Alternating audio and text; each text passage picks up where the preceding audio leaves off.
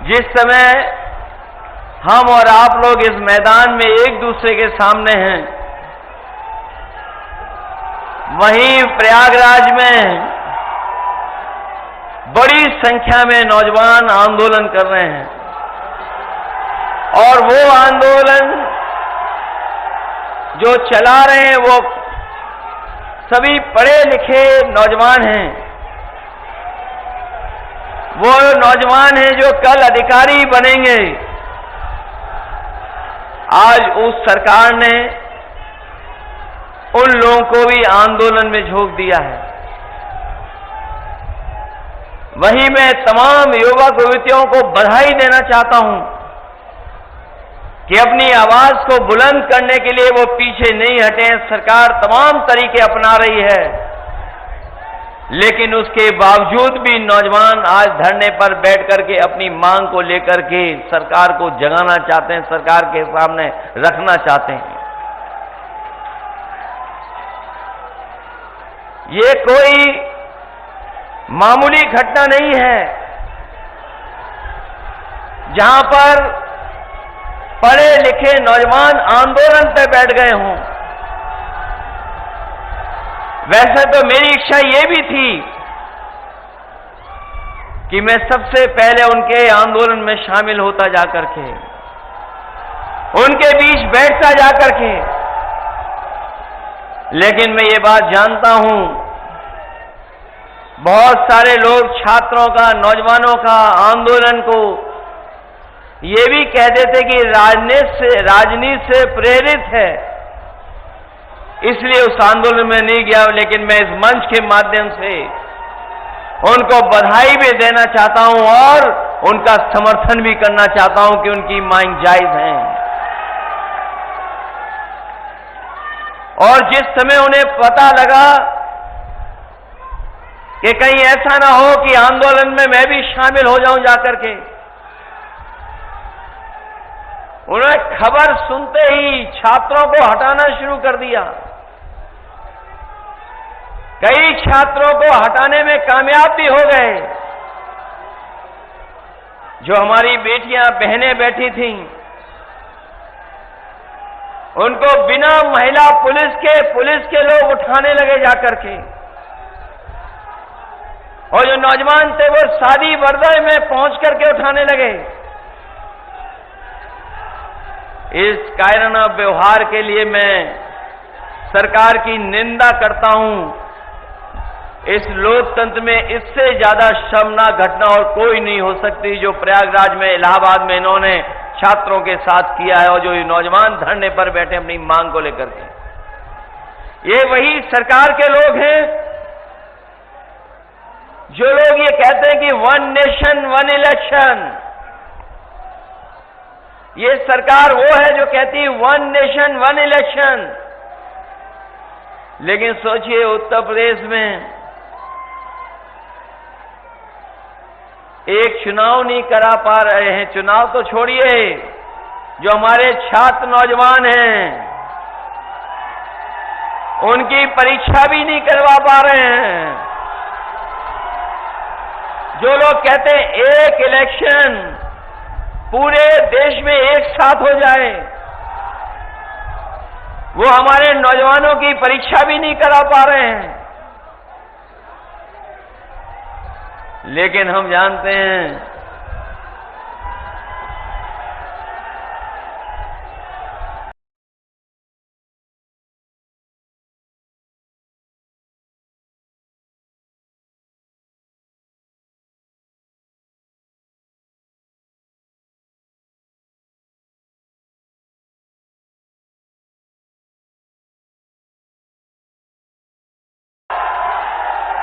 जो चला रहे हैं वो सभी पढ़े लिखे नौजवान हैं। वो नौजवान हैं जो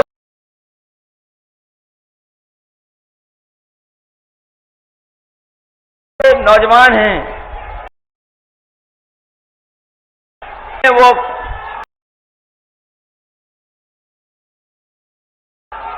सभी पढ़े लिखे नौजवान हैं।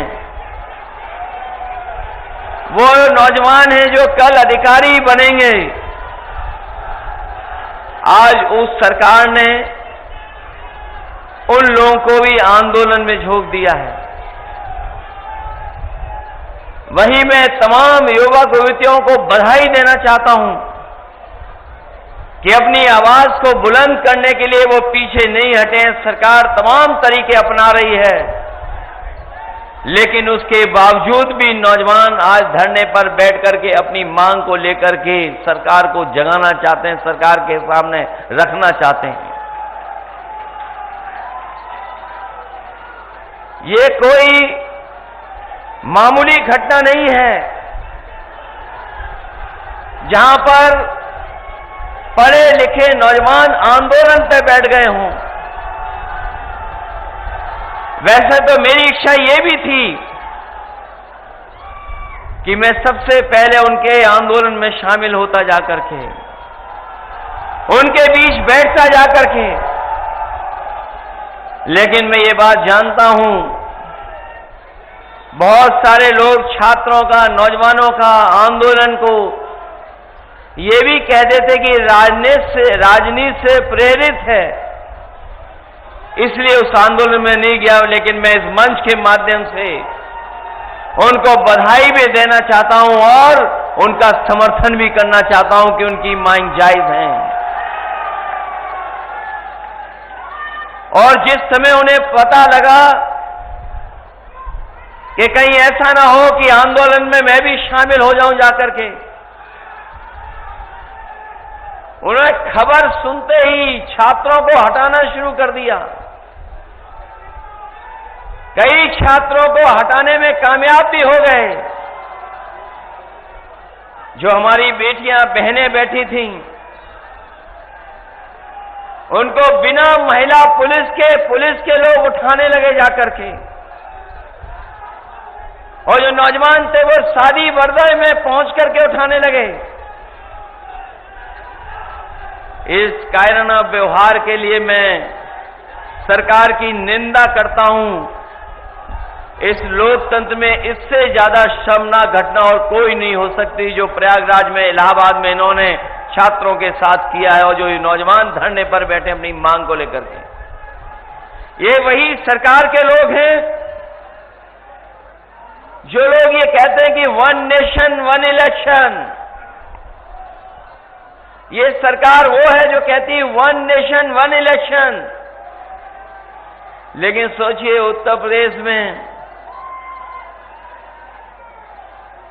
एक चुनाव नहीं करा पा रहे हैं। चुनाव तो छोड़िए, जो हमारे छात्र नौजवान हैं उनकी परीक्षा भी नहीं करवा पा रहे हैं। जो लोग कहते हैं एक इलेक्शन पूरे देश में एक साथ हो जाए, वो हमारे नौजवानों की परीक्षा भी नहीं करा पा रहे हैं। लेकिन हम जानते हैं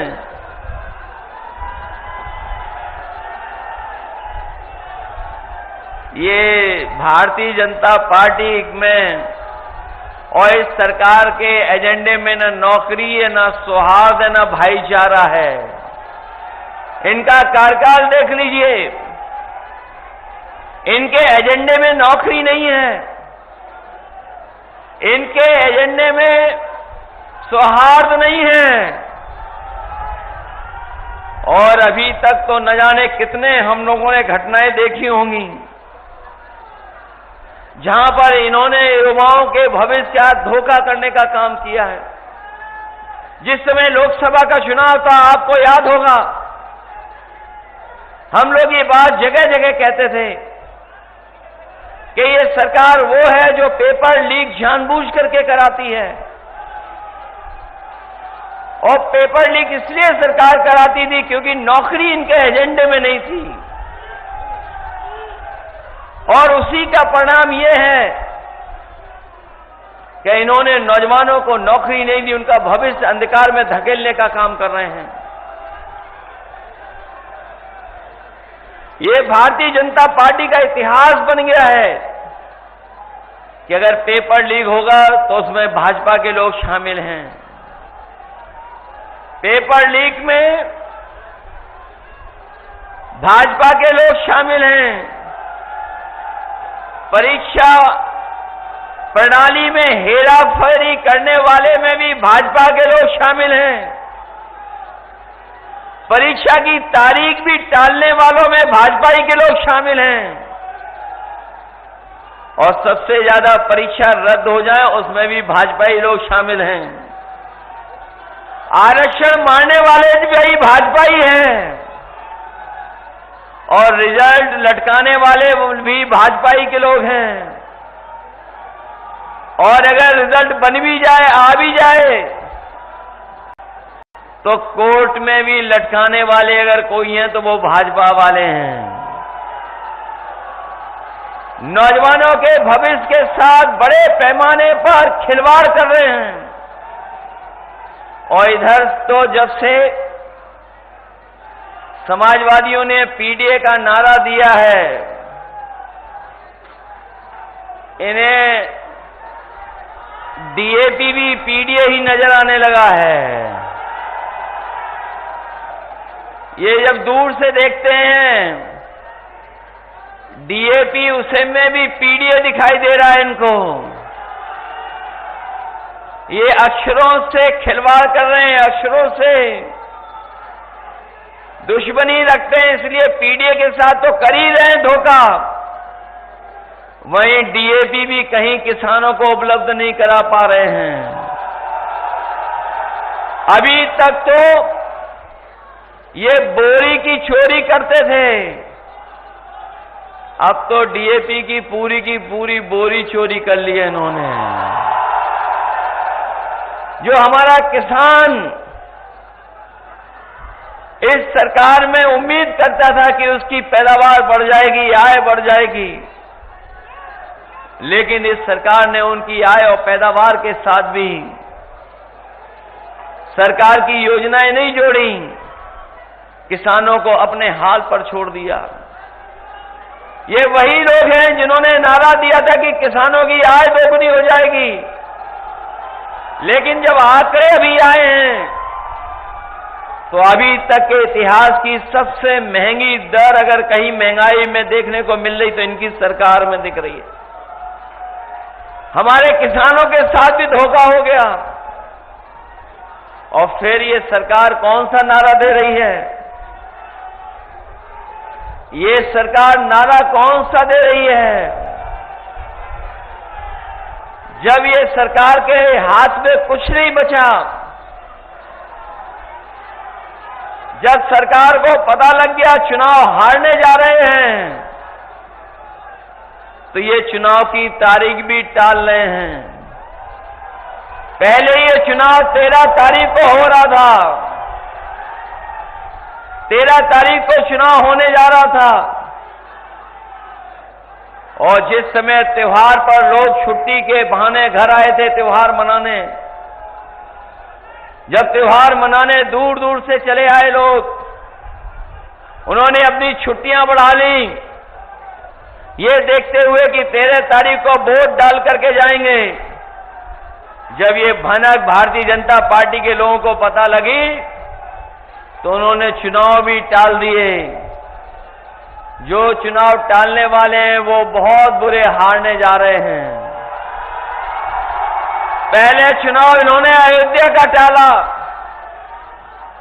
याद होगा आपको, चुनाव अयोध्या का टाला।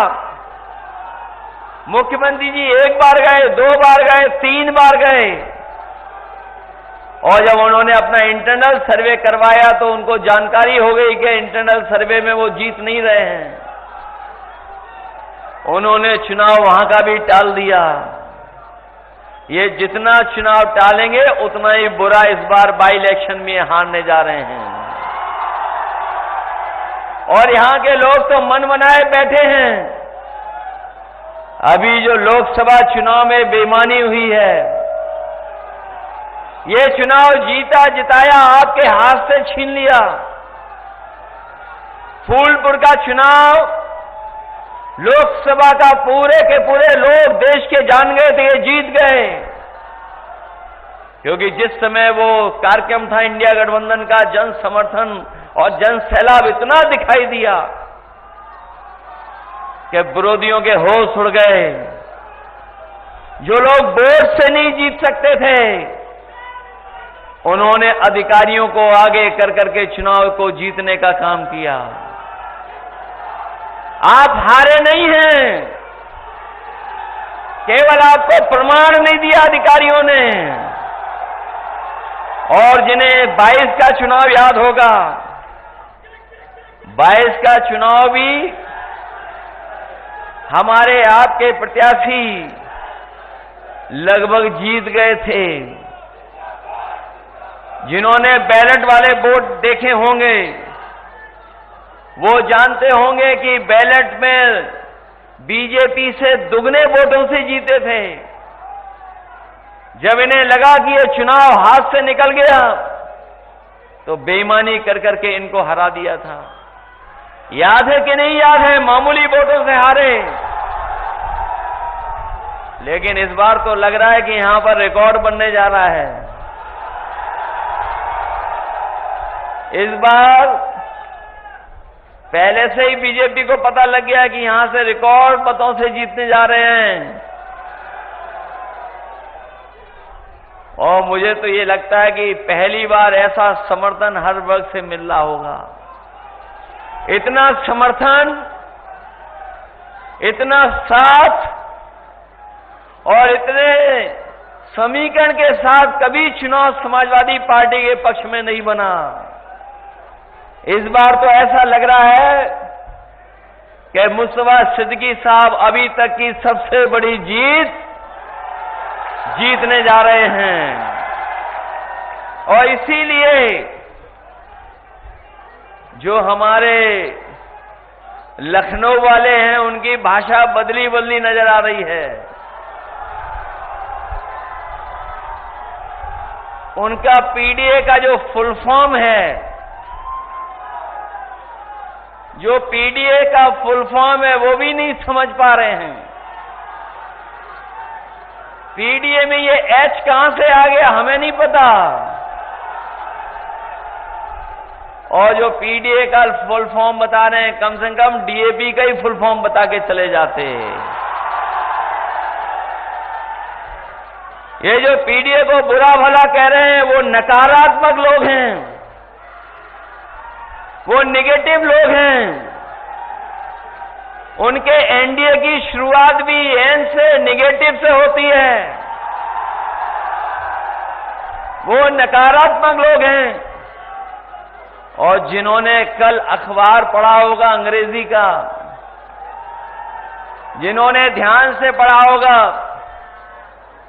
तो एक कोने में जाकर के एक बहुत बड़ी रिसर्च के बारे में लिखा है।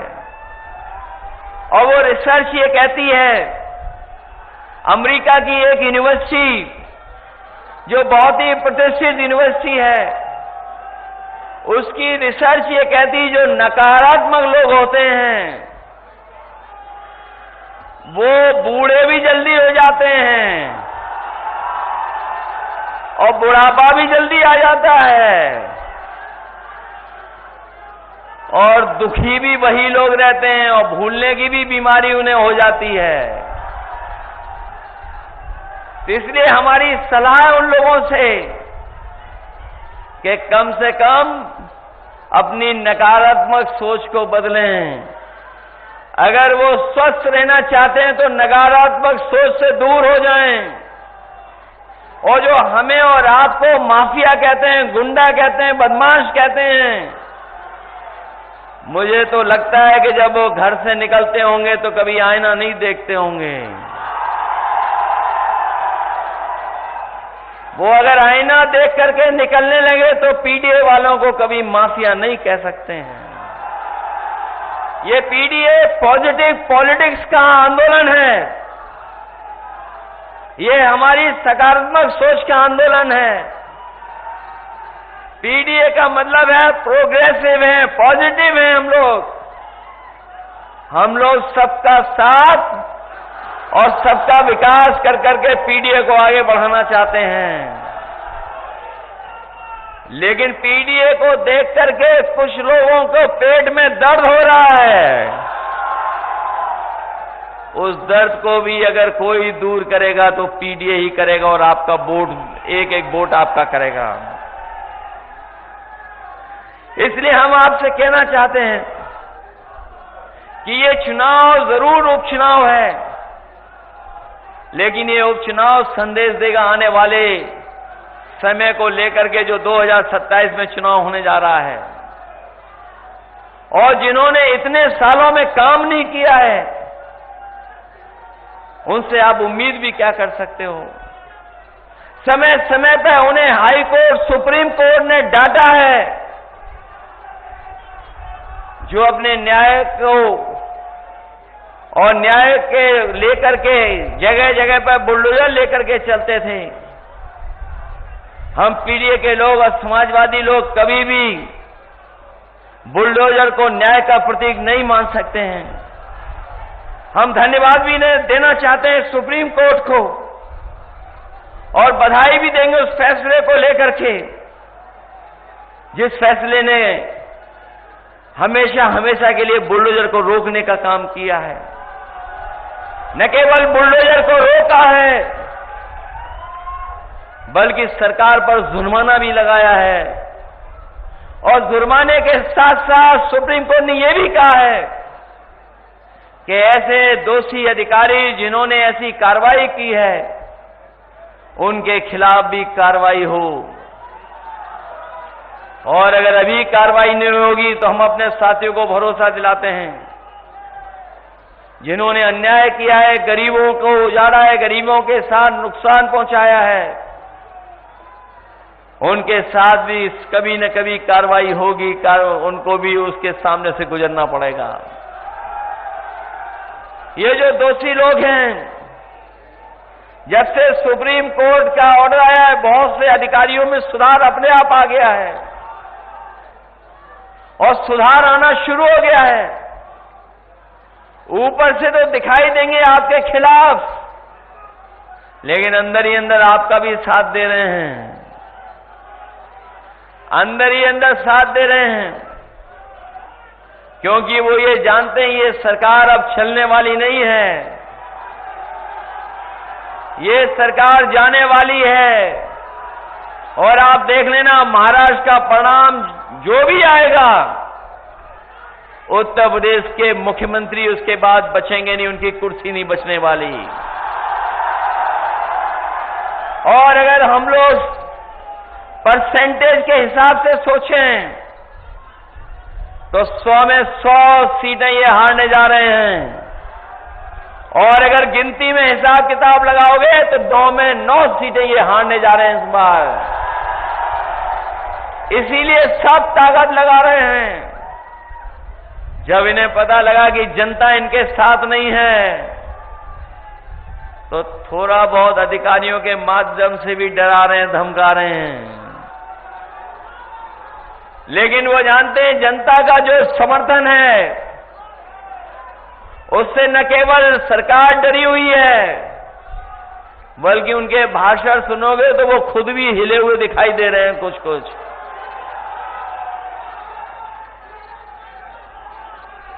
थोड़े बहुत हिले हुए दिखाई दे रहे हैं, इसलिए अपनी उपलब्धि नहीं बता पा रहे हैं।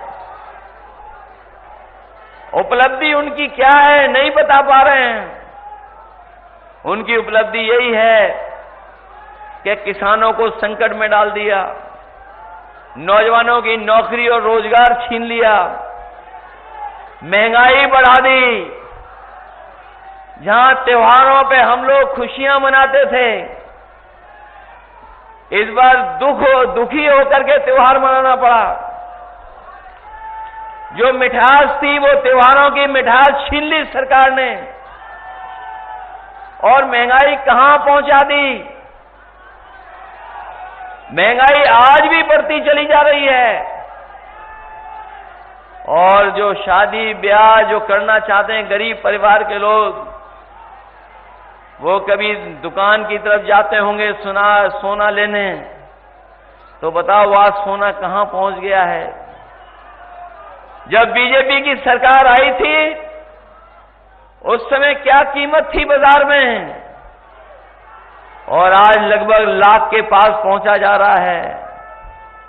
जहां महंगाई जरूरत की चीजों की बढ़ाई है, वही जमाखोरी कर करके अपने लोगों को मुनाफा भी ये सरकार सीधा सीधा पहुंचा रही है। ये मुनाफा कमाने वाले लोग हैं। जब मुनाफा बढ़ाते हैं तब महंगाई बढ़ती है। ये महंगाई इसलिए बढ़ा रहे हैं क्योंकि ये अपने लोगों को मुनाफा देना चाहते हैं, मुनाफा पहुंचवाना चाहते हैं। इसलिए उस शुभ चुनाव में हम आपसे सहयोग और समर्थन मांगने आए थे।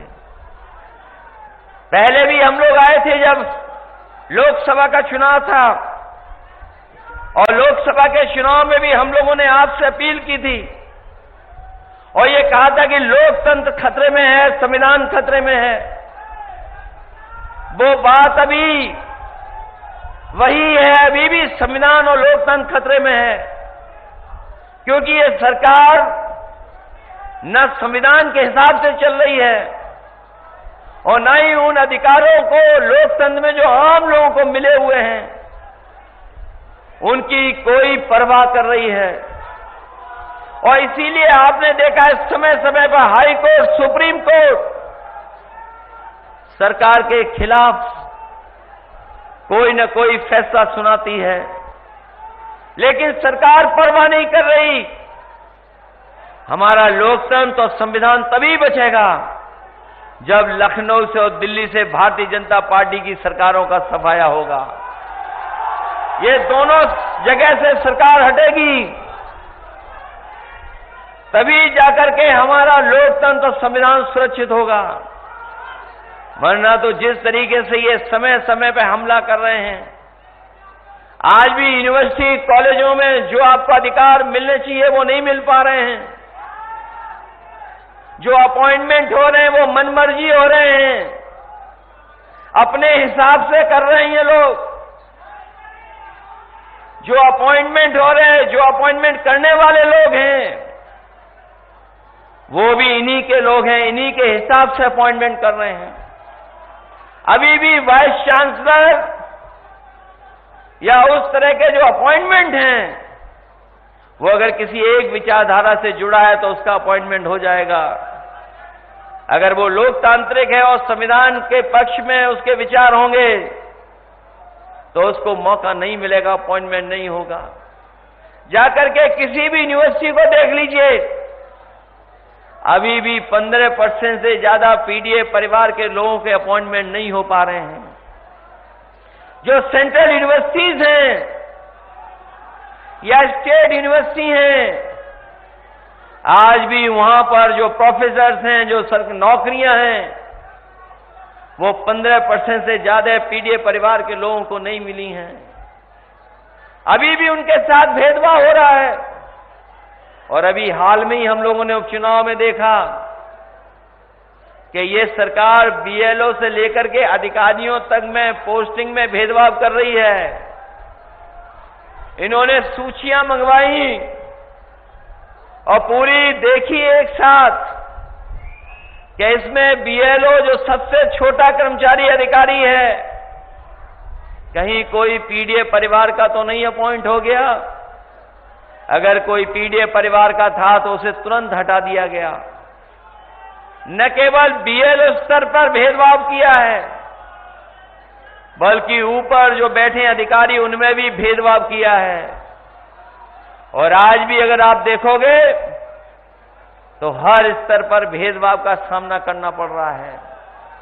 ये लोकतंत्र के पक्षधर लोग नहीं हैं, ये संविधान पर चलने वाले लोग नहीं हैं।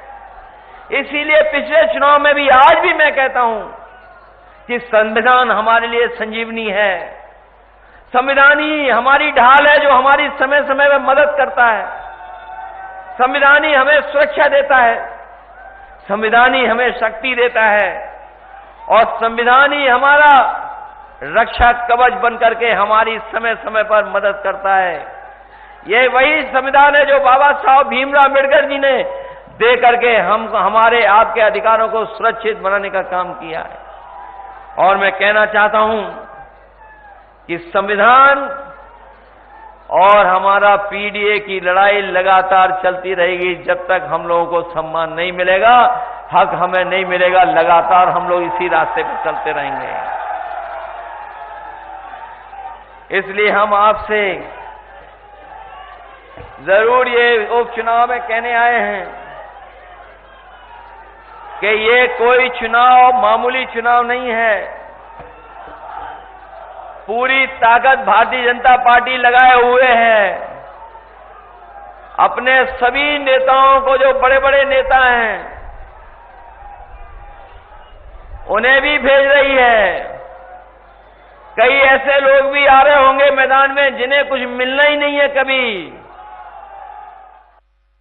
और जो बड़ी बड़ी बातें कर रहे हैं, जो वो बड़ी बड़ी बातें कर रहे हैं, हमें और आपको कभी कभी माफिया अपराधी कहते हैं। अगर इलाहाबाद और प्रयागराज की केवल 2 घटनाओं की जांच हो जाएगी तो भारतीय जनता पार्टी से लेकर के बहुत सारे अधिकारियों की अपने आप पोल खुल जाएगी। ये लोग जो बड़ी बड़ी बातें कर रहे हैं, समय आने पर इनकी पोल भी खुलेगी, कोई बचा नहीं पाएगा इनको। और जिस तरीके से अधिकारियों के माध्यम से चुनाव में हेरा फेरी या परिणाम में फेरबदल किया जाता है, हम लोगों को याद है पिछले लोकसभा चुनाव में कई सीटें हम लोग जीत गए होते, लेकिन इनके अधिकारियों ने और मिलकर के कुछ लोगों ने हेरा फेरी की, जिसकी वजह से कुछ सीटें हम लोग मामूली वोटों से हार गए। लेकिन इस बार हमारा कार्यकर्ता सावधान भी है, और मैं आपको सावधान भी करने के लिए आया हूं कि आप लोग पूरी जिम्मेदारी के साथ, पूरी सावधानी के साथ अपना वोट डालने का काम करना। और अगर ये रोके भी आपको, तो ऐसा तो नहीं है कि आप लोग वोट डालने के लिए रुक जाओ। मैं आपसे कहना चाहता हूं कि अगर एक बार रोके तो दोबारा आप लोग वोट डालने जाना। अगर दूसरी बार भी रोके तो तीसरी बार भी जाना, लेकिन अपना वोट डाल करके जरूर आना। वोट डालने जाओगे आप लोग, सब लोग, और अगर ये रोकें तो रुक तो नहीं जाओगे। आपके किसी के कार्ड तो नहीं ले लिए पुलिस वालों ने, अधिकारियों ने? सुनने में आ रहा है कई जगह पर वो गरीबों से कार्ड ले रहे हैं, दबाव बना रहे हैं। लेकिन मैं जानता हूं फूलपुर के लोग बहादुर लोग हैं, ये कार्ड और डरने वाले लोग नहीं हैं, क्योंकि इन्होंने हमें बेईमानी से पिछला चुनाव हरवाया था। हम लोगों को जीत का प्रमाण पत्र मिल जाता, लेकिन इन्होंने जीत का प्रमाण पत्र हम लोगों को नहीं लेने दिया। इसलिए इस चुनाव में कोई गलती मत करना, कोई भूल चूक ना हो इस चुनाव में। और एक और है लखनऊ वाले जो बड़ी बड़ी बातें करते हैं आकर के, बहुत बड़ी बड़ी बातें करते हैं वो आकर के।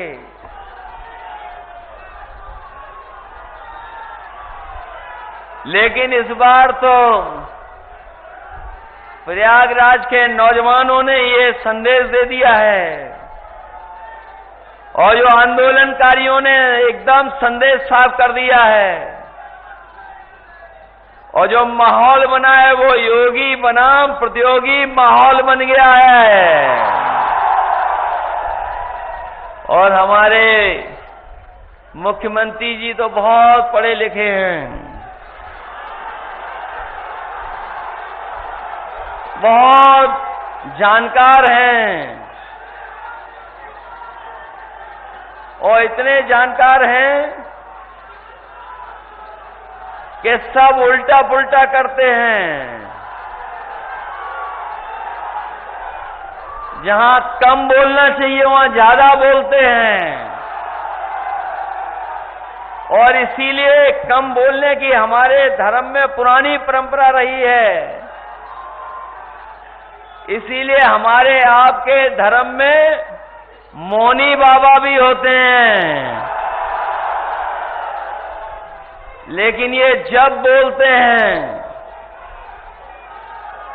तब कड़वा बोलते हैं।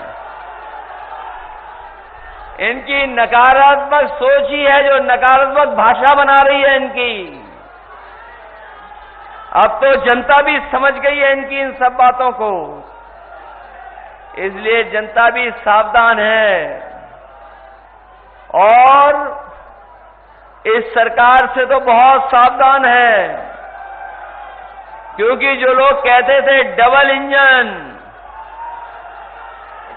वो अब डबल इंजन एक दूसरे से टकरा रहे हैं, और टकरा इसलिए रहे हैं जो ये कहते थे कि कानून व्यवस्था में जीरो टॉलरेंस अपनाएंगे, वो अभी तक अपना डीजीपी अपॉइंट नहीं कर पाए हैं परमानेंट।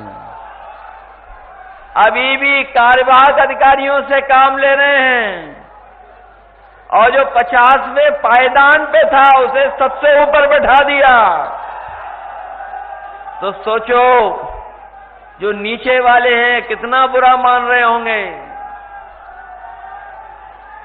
जो 50वें पायदान पे था वो सबसे ऊपर है, तो नीचे वाले क्या कर रहे हैं? और ये पहली बार यूपी में देखने को मिल रहा है कि अभी तक तो ये देखते थे कि पुलिस चोर को पकड़ रही है, लेकिन अब तो पुलिस को पकड़ रही है। अभी हाल ही में आपके बगल में जानकारी मिली कि कुछ लोग जुआ खेल रहे थे, और जुआ की जानकारी पुलिस को पता लग गई। उनका एक अधिकारी गया और पूरा पैसा भर ले गया, और वही जानकारी जब हमें मिली तो हमने सोशल मीडिया पे डाली। उन्होंने कहा कि नहीं, ऐसी कोई घटना नहीं हुई है, लेकिन हम अपने पत्रकार साथियों का धन्यवाद देंगे। ये भी बहुत खोजी होते हैं, ये भी कहीं से सीसीटीवी की फुटेज निकाल के ले आए, और उन्होंने भी सोशल मीडिया चैनल पे चला दी, और देखने को मिला कि वही पुलिस के अधिकारी है बैग लेकर के जा रहे हैं सीसीटीवी कैमरे के अंदर। बाद में सस्पेंड होना पड़ा। न केवल ये एक घटना है, बल्कि हमारे बलिया और गाजीपुर के लोग जानते होंगे, एक थाने की कमाई लाखों में थी प्रतिदिन कमाई लाखों में थी, लाखों में। कोई कहता था 5 लाख, कोई कहता था 10 लाख, कोई कहता था 15 लाख। उसकी कमाई को रोकने के लिए एडीजी और बड़े बड़े अधिकारियों को जाना पड़ा, और जब छापा पड़ा उस थाने पर तो पुलिस भाग गई और पैसा भी बरामद हुआ है। सोचिए, ये है पुलिस जीरो टॉलरेंस वालों की। और मैं आपसे ये भी कहना चाहता हूं, जो महिलाएं और बेटियों की सुरक्षा की बात कर रहे हैं, पूरा रिकॉर्ड उठा करके देख लें आप। इतनी महिलाएं बेटियों ने कभी आत्मदाह करने की कोशिश नहीं की होगी जितना भारतीय जनता पार्टी की सरकार में हो रही है। और अगर मुख्यमंत्री जी ये कहते हैं कि समाजवादी सरकार में ये घटनाएं होती थी, तो कम से कम उन पर कोई आधार तो होगा, कहीं से आंकड़े तो लाए होंगे। अगर हम आंकड़े देखेंगे एनसीआरबी के, तो सबसे ज्यादा असुरक्षित अगर कहीं महिलाएं और बेटियां हैं तो वो उत्तर प्रदेश में, वो भी बीजेपी की सरकार में। और अभी आपने अखबार पढ़ा होगा, लखनऊ में आत्मदाह बेटियां न करें, महिलाएं न करें, उसके लिए अलग से एक फोर्स का गठन हुआ है। सोचिए, जिस सरकार को अलग से फोर्स का गठन करना पड़ रहा हो, और वो फोर्स का गठन इसलिए हो रहा है क्योंकि थाने और तहसील पर कोई सुनवाई नहीं है। गरीब जाए तो कोई सुनवाई उसकी नहीं है, कहीं न्याय नहीं मिल रहा है।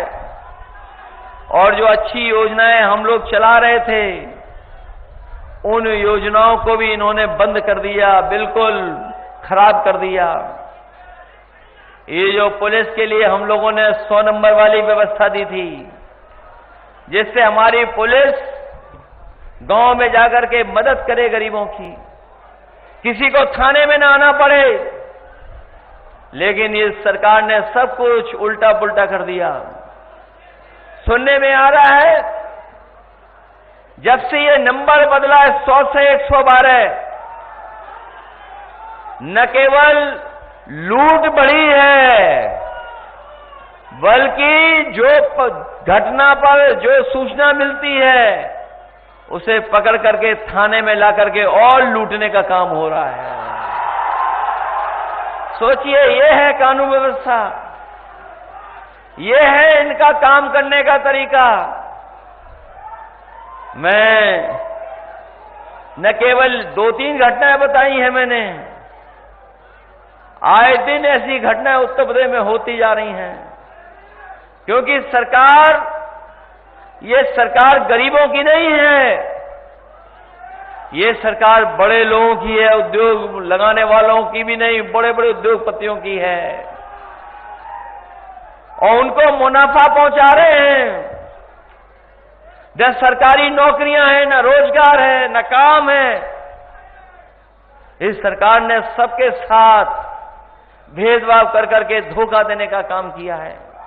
इसलिए इस चुनाव में आप मदद करिए हम लोगों की, और जो वस्त्र पहन करके हमें और आपको धोखा दे रहे हैं, इनको सबक सिखाइए, क्योंकि कोई वस्त्र से नहीं बनता योगी, अपने विचारों से योगी बनता है, बातचीत से योगी बनता है। और ये जो नारा लेके आए अंग्रेजों वाला, ये नारा अंग्रेजों का था, डिवाइड एंड रूल, ये नारा अब चलने वाला नहीं है। इस नारे को सब समझ गए हैं। इसलिए हम कहना चाहते हैं कि अंग्रेज तो चले गए, लेकिन उनके वचनवंशी और विचारवंशी आज भी हमारे आपके बीच में हैं, जो बांटना चाहते हैं, पीडीए जोड़ना चाहता है। हम जोड़ करके इनको हराने का काम करेंगे। हम एक दूसरे का सम्मान कर करके, जोड़ करके इनको हराने का काम करेंगे। इस चुनाव में मदद करिए आप लोग सब मिल करके, सब लोग सहयोग करिए आप लोग। हम अपने नौजवानों से भी कहते हैं मदद करिए सब लोग मिल करके। हमारे गरीब किसान भाई हैं, मदद करिए सब लोग। और ये क्षेत्र तो वो रहा है जो बहुत पुराना समाजवादी क्षेत्र रहा है। यहां कोई घबराता नहीं है, किसी की परवाह नहीं करता है। हम आपको भरोसा दिलाते हैं कि आप उपचुनाव जिताइए। हम सब लोग मिलकर के आपको 27 में सरकार बनाने का भी काम करेंगे। और जिस तरीके से हम लोग जोड़ने का काम शुरू किए हैं, लगातार जोड़ते रहेंगे और जोड़ करके इनको हराने का काम करेंगे। इन्हीं शब्दों के साथ हमें पूरा भरोसा है कि कांग्रेस पार्टी और समाजवादी पार्टी के नेता कार्यकर्ता मिलकर के हमारे मुस्तफा सिद्दीकी साहब को ऐतिहासिक वोटों से जिता करके भेजेंगे। इसलिए जिताइए और मदद करिए आप लोग। यही मैं आपसे कहना चाहता था। और साथ ही साथ जो आंदोलन कर रहे हैं छात्र नौजवान, हम उनका समर्थन कर रहे हैं, हम उनका स्वागत करते हैं, उनको बधाई देते हैं। और जिस तरीके से ये सरकार उनके साथ अन्याय कर रही है, हम उसके अन्याय की निंदा करते हैं। ऐसा कभी नहीं हुआ होगा कि दिव्यांग लोगों की भी बैसाखी छीन ली जाती हो, बेटियों बहनों के लिए महिला पुलिस न बुलाई जाती हो। ऐसा हम लोगों ने कभी नहीं देखा। लेकिन ये भारतीय जनता पार्टी के लोग इन सीमाओं को लांघ गए हैं। लेकिन वो जान जाएं कि जनता लोकतंत्र में सबसे आगे होती है और इस बार जनता ने मन बना लिया है कि भारतीय जनता पार्टी के लोगों को सबक सिखाएंगे। इसलिए मदद करिए आप सब लोग और मुस्तफा सिद्दीकी साहब को ऐतिहासिक वोटों से जिता करके भेज देना। बहुत बहुत धन्यवाद।